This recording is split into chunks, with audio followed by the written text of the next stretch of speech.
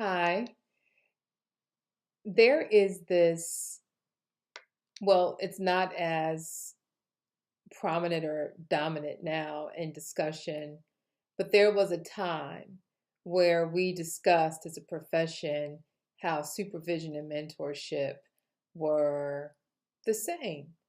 And I'm happy to not be in that camp alone anymore, but it was always my position that supervision and mentorship were different. And while there's some overlap, they are different. And one of the big things around supervision is that it often involves a contract. It is meant to be, and it is positioned to be transactional, including the times that we have been paid or we compensate people for supervision. And that is a transaction. And mentorship doesn't involve a contract, it has different levels, and the two people navigate that together and develop that relationship together. Whereas supervision, the relationship is outlined, it is contractual, and there is a clear beginning and end to it.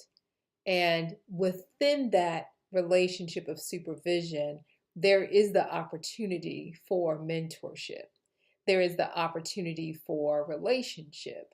And but that relationship is initially dictated by the document and the guidelines that have been provided by our professions. So when I graduated from Northwestern University in the speech language pathology program, I moved to the East Coast. After I graduated, I moved to the East Coast and I found myself working in Fairfield County, in the county not too far, about 45 minutes away from New York City. And I remember going into my school district in Connecticut because my dream job I did get and was offered a position of being a hospital SLP. Like that's what I wanted to do with my life. I wanted to work with adults, no kids, work with people who had aphasia. I trained for that. I was on there was the different tracks you could be on at our university in our graduate program,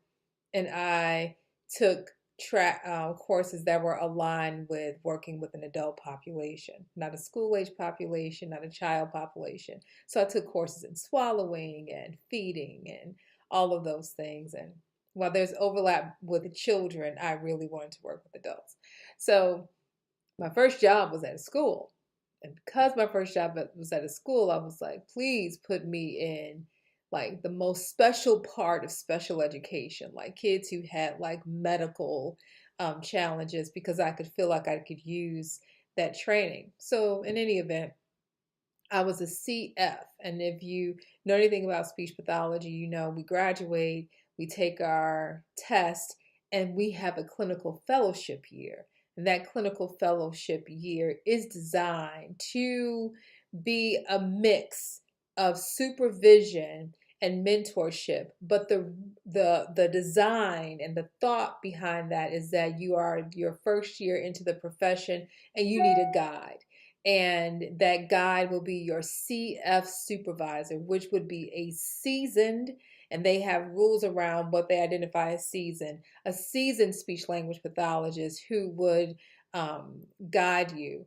And but the primary role is supervision, but there's a lot of good sprinkles in for mentorship. You may or may not get that to the fullest depending on the relationship between you and the supervisor. So my supervisor was the head of the department, Ronnie.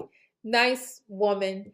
And she was my supervisor. She would come, she would sit down with me, observe me, give feedback, and be on her way. She was the head of the department. She was very busy.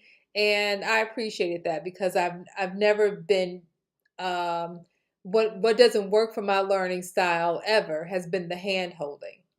So it was great. And one day Ronnie just, didn't show up. And I was trying to figure out, they had a staff meeting and she was no longer part. She had taken a leave to take care of herself.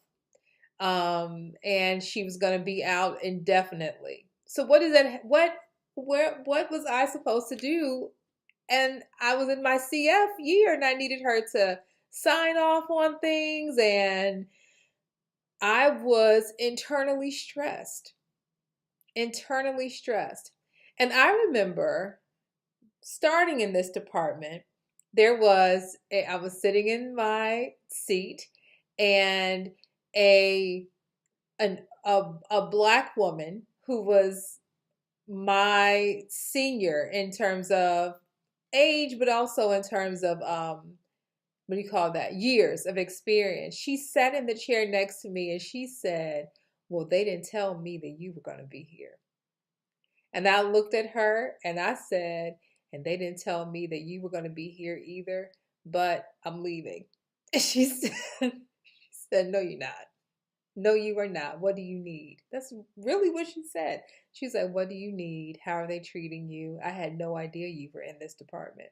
Because remember, we were at schools, and so we were spread out. And so this was a time that we would gather. And so she invited me to her school to see her room and to see how, and just to observe her and just to get guidance. And so here's the thing, the supervisor could have done that, but the supervision relationship was set up in such a way that she would come, she would observe me, give me feedback, give me want to grow on, and then she'd go on. But this person that came and positioned themselves as something different, she invited me to just talk. And then it didn't, the opener of how we met didn't certainly helped, because it met me at a space of sarcasm and humor that I still hold, and she had the same. And so we met, and she invited me to her school again, and then I explained to her that I was in my CF and my supervisor left, and I didn't know what to do. So for me, I needed to be comfortable to explain, like, what is happening, what is going on. And she said, "That's okay." And she then came to my school, and we had an appointment. So it moved from her coming to me coming to her and just kind of learning and talking, versus putting a real date on the calendar and saying, "Okay, so what is it that you need? How do we need to finish? And show me your documentation and your paperwork." So in that moment, the person who positioned themselves as the beginning of a mentorship relationship, the beginning of that, stepped in and began to supervise me. And she did. She finished out my CF year. I earned those three letters, those coveted letters behind my name, because my mentor stepped in and finished the job for me. And that really highlights how a supervisor can start a work with their supervisee, and the value of having an experienced and seasoned and equally credentialed mentor who can step in and provide that level of support, so that my professional self was taken care of, my personal self continued to feel safe, and my clinical self further developed.